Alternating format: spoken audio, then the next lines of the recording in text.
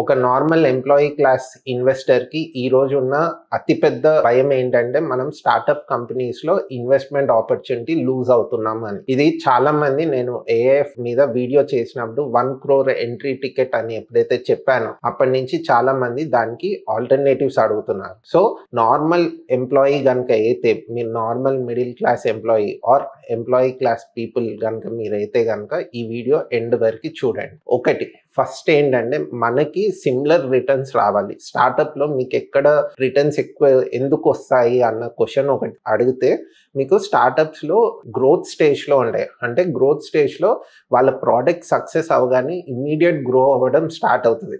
So, అలాంటి కంపెనీసే మీకు micro cap companies కూడా ఉన్నాయి మనకి. So, next small cap segment తర్వాత ఏవైనా కంపెనీస్ ఫాస్ట్‌గా గ్రో అయ్యే ఛాన్స్ ఉందంటే అది micro cap segment companies.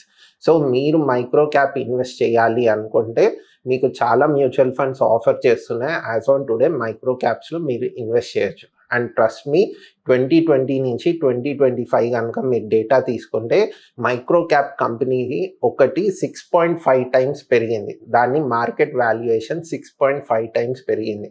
So, ఇలాంటి 6x రిటర్న్స్ కానీ ఇంకా ఎక్కువ రిటర్న్స్ వచ్చే ఛాన్సెస్ నేను ఓన్లీ 1 కంపెనీ కోసం చెప్తున్నాను. బట్ పేరు చెప్పట్లేదు. సో, మీకు ఇలాంటి రిటర్న్ ఆపర్చునిటీస్ కావాలి అన్నప్పుడు you can always invest in micro cap fund. So, మీకు అలాంటి ఫండ్స్ ఎతికి మీకు సపోర్ట్ చేయడానికి మమ్మల్ని DM చేయండి.